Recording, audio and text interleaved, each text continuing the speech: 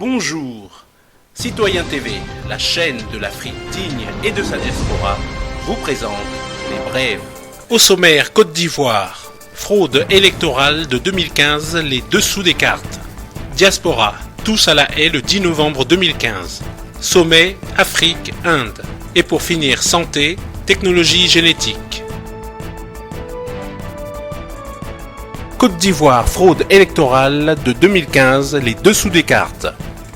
Le 11 avril 2011, l'Occident, par le biais de la France, fait un coup d'État en Côte d'Ivoire contre le président Laurent Gbagbo, élu démocratiquement. Après cette violence, habituelle chez les tenants de la voyoucratie occidentale, le plan était de faire oublier le président Gbagbo, le sortir de la conscience des Africains et des Ivoiriens. C'est un échec, car 5 ans après, le président Gbagbo est toujours dans le cœur des Africains et des Ivoiriens, qui ont suivi le mot d'ordre d'abstention aux élections présidentielles du 25 octobre 2015. Malgré les efforts de François Hollande, président de la France, pour faire croire que le FPI, Front Populaire Ivoirien, avait participé à cette mascarade électorale par le biais d'un nouveau pion de l'Occident, un certain Pascal Affi-N'Guessan, là encore un échec pour l'Occident, puisque la base du FPI reste fidèle au président Laurent Gbagbo dans sa très grande majorité. Au-delà du FPI, c'est le peuple de Côte d'Ivoire qui lui reste fidèle. En effet, le résultat se matérialise le dimanche 25 octobre 2015 par le biais du désert électoral, puis le 26 octobre 2015, à partir de 13h, les techniciens de la CEI ont officiellement transmis le taux de participation aux élections présidentielles de 10,58% à Youssouf Bakayoko et à toutes les chancelleries diplomatiques. Au moment où la CEI s'apprêtait à annoncer ce taux de participation au monde entier, la rébellion d'Alassane Dramane Ouattara s'est mise en branle en menaçant les responsables de la CEI. 2 heures après, Alassane Dramane Ouattara et ses hommes font parvenir à la CEI le chiffre autour de 60% comme taux de participation. Le porte-parole s'exécute. À partir de ce moment, Koné Sourou, le représentant de Dramane à la CEI et membre du RDR, décide de se présenter à la presse pour annoncer ce chiffre honteux et macabre autour de 60%. Voilà comment l'opération de truanderie et de faux a été montée le 26 octobre 2015. Ce chiffre autour de 60% est différent de celui qui sort des services techniques de la CEI, Commission électorale indépendante, qui est de 10,58%, déjà transmis à toutes les chancelleries diplomatiques. À ce moment-là, les laboratoires du régime Dramane Ouattara organisent la fraude. Ainsi, nous observons, par exemple, des procès-verbaux de résultats de participation avec plus de 100%, 101, 102, 103. La fraude est mal ficelée, mais sans aucun doute, la voyoucratie occidentale va reconnaître cette mascarade électorale pour des raisons néocoloniales, camouflées sous les mots de paix et réconciliation. Après la fraude, le nouveau pion de l'Occident, Pascal Affi-N'Guessan, va entrer en piste. Selon certaines sources, Affi entrera dans le gouvernement illégitime de Dramane, puis participera aux législatives et certains affidés seront nommés ambassadeurs, ce qui permettra à la voyoucratie occidentale d'approuver cette mascarade. Observons sereinement, car le temps est l'autre nom de Dieu. Chères Ivoiriennes, chers Ivoiriens, merci de continuer à suivre le message du président Laurent Gbagbo, la voix de la dignité et de la souveraineté du peuple. Chers Africains, notre souveraineté est bafouée par la voyoucratie occidentale. Tournons-nous vers d'autres alliés, ceux qui peuvent nous aider à sortir de cet état de fait. Aujourd'hui, la voyoucratie occidentale a fait de la Russie son ennemi principal. Aujourd'hui, l'Afrique est sévèrement attaquée par les déstabilisations de cette même voyoucratie occidentale. Sachant que l'ennemi de mon ennemi est mon ami, le salut de l'Afrique est de se tourner vers la Russie. Ce pays qui montre en Syrie qu'elle n'abandonne jamais un allié. Ce pays qui montre un grand respect du droit international. Ce pays qui ne pratique pas le droit d'ingérence. Au niveau géostratégique, Afrique, nos alliés naturels sont les BRICS. Important. Le 10 novembre 2015, tous à la haie. Le 10 novembre s'ouvrira à la haie le procès du président Gbagbo. Selon les informations en notre possession, il sera physiquement présent sans compter plusieurs centaines de journalistes étrangers. Ce sera le moment de démontrer au monde que notre chef n'est pas seul. À cet effet, nous organisons un voyage à La Haye qui coûtera de manière exceptionnelle 10 € aller-retour au lieu de 60 grâce à une aide du président Stéphane Kipré. Le nombre de cars étant limité, c'est le moment de payer vos tickets. Contactez au plus vite Priska Digbeu au 06 51 44 88 49, Irène Gourou Prégnon au 06 59 89 66 22, Audra au carré au 06 79 93 47 05. Important, le 10 novembre 2015, tous à La Haye pour soutenir le président Laurent Gbagbo. Tout de suite, sommet Afrique-Inde. La République démocratique du Congo participe en ce moment au forum Inde-Afrique à New Delhi, placé sous le thème d'un partenariat renouvelé et une vision partagée. Ce forum est organisé conjointement par l'Union africaine et le gouvernement indien dans l'objectif d'examiner les voies et moyens de consolider la coopération dans divers domaines d'intérêt commun. À New Delhi, le président de la République, Joseph Kabila, s'est fait représenter par son ministre des Affaires étrangères, Raymond Tshibanda, à ce troisième forum Inde-Afrique. Partenariat renouvelé et une vision partagée, c'est le thème de ce forum qui a pour objectif d'examiner les voies et moyens de consolider la coopération dans divers domaines d'intérêt commun entre l'Inde et le continent africain. Ce 27 octobre, à peine arrivé, le chef de la délégation congolaise a pris part aux côtés de ses homologues du continent aux échanges sur le renforcement de la coopération dans plusieurs domaines de développement entre l'Inde et le continent africain. Dans son allocution à l'ouverture des travaux ministériels, le chef de la diplomatie congolaise Raymond Tshibanda a salué le partenariat de coopération entre l'Inde et la République démocratique du Congo, particulièrement concernant les projets de barrage Katende en cours d'exécution. Un partenariat gagnant-gagnant entre Kinshasa et New Delhi. Un moment d'interpellation selon Raymond Tshibanda pour que chacun des pays africains et le gouvernement indien se penche vers un programme de développement dynamique et transformateur.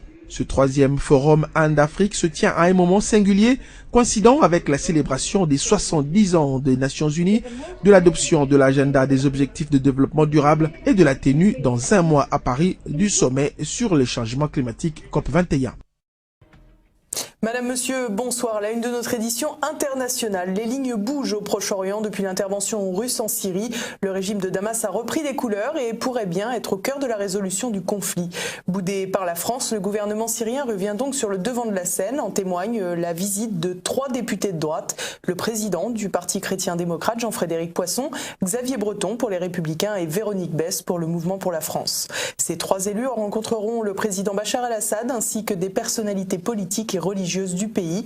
Déjà, en février, des députés centristes et Gérard Bapt du Parti socialiste s'étaient rendus sur place.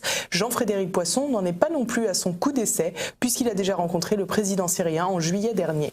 Le retour de Bachar el-Assad sur la scène internationale pourrait profiter aux chrétiens d'Orient victimes du soutien occidental aux rebelles dits modérés, alliés objectifs de l'État islamique. Les chrétiens sont en effet les premières victimes de la montée de Daesh abandonnée par les puissances occidentales. Ces populations peuvent néanmoins compter sur le soutien d'associations comme SOS Chrétiens d'Orient.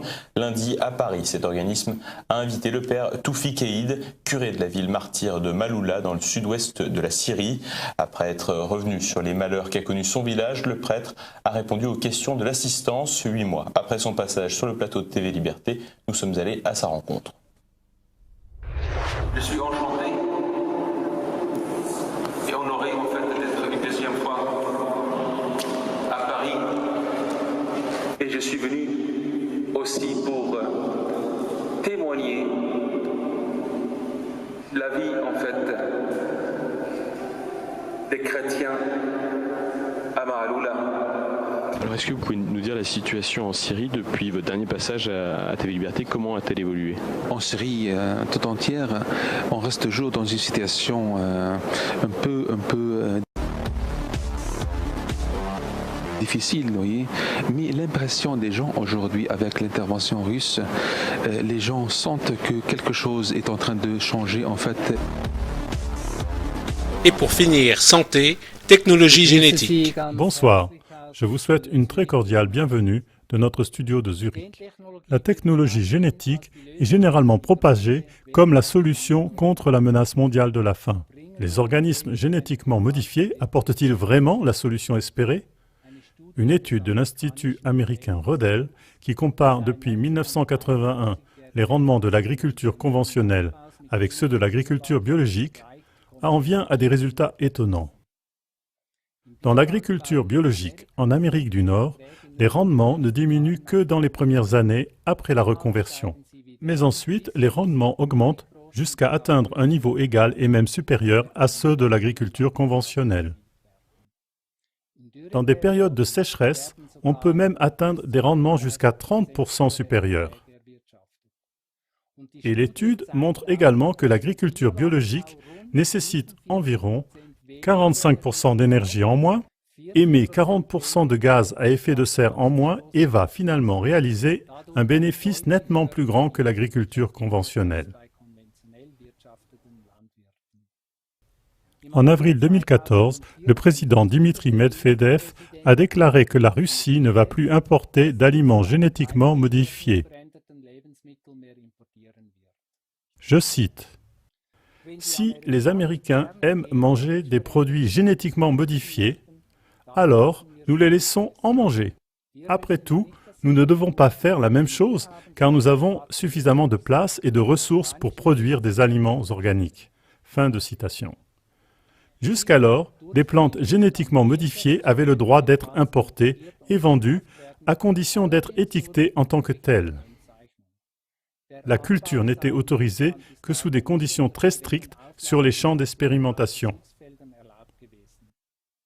Rina Ermakova, vice-présidente de l'Association nationale russe pour la sécurité génétique, s'est exprimée sur ce sujet de la manière suivante. Je cite, « Il est nécessaire d'interdire les aliments génétiquement modifiés et d'imposer un moratoire de 10 ans. Il est avéré que les aliments génétiquement modifiés représentent un danger, pas seulement en Russie, mais dans beaucoup d'autres pays du monde. Les processus de fabrication ne sont pas au point, et c'est pourquoi il faut classer tous les aliments génétiquement modifiés comme dangereux. Les biotechnologies doivent sans aucun doute être développées, mais la propagation d'aliments génétiquement modifiés doit être arrêtée. » Fin de citation. Chers téléspectateurs, toute la question des aliments génétiquement modifiés est très controversée et loin d'être claire. Les uns voient la technologie génétique comme la solution à de nombreux problèmes. D'autres nous mettent en garde. La décision de la Russie montre en tout cas qu'il y a assez de capacité pour produire suffisamment d'aliments. L'étude américaine évoquée au début pointe également dans cette direction. Dans toutes ces discussions, deux risques fondamentaux de la technologie génétique ne sont souvent pas abordés. Premièrement, les semences génétiquement modifiées sont protégées par des brevets, c'est-à-dire que tous les ans, les agriculteurs doivent de nouveau acheter ces semences auprès du producteur et n'ont pas le droit de les produire eux-mêmes. Cela les rend dépendants de grandes entreprises. Il n'y a pas que les agriculteurs des régions les plus pauvres qui en souffrent financièrement. Dans l'agriculture biologique, c'est exactement le contraire, puisqu'ils n'utilisent que leurs propres semences et quasiment pas d'engrais ni de pesticides. Les agriculteurs partout dans le monde peuvent en vivre et restent indépendants. L'autre risque, c'est l'impossibilité de tout faire revenir en arrière. Les interactions écologiques dans la nature sont si complexes que les répercussions des plantes génétiquement modifiées, surtout l'écosystème, ne peuvent pas être évaluées. Et si l'on découvrait un jour que les plantes génétiquement modifiées causent des dommages énormes à l'homme et à la nature, alors il serait déjà trop tard. Le matériel génétiquement modifié est déjà semé partout dans la nature et ne peut pas être enlevé. Chers téléspectateurs, voulons-nous vraiment prendre ce risque? N'avons-nous pas plutôt un problème de distribution? Les humains n'auraient-ils pas assez à manger si les pays occidentaux ne détruisaient pas des tonnes de nourriture tous les jours? C'est avec cette question que je vous dis au revoir et vous souhaite une bonne soirée. À bientôt. Citoyen TV, la chaîne de l'Afrique digne et de sa diaspora, vous a présenté Les Brèves.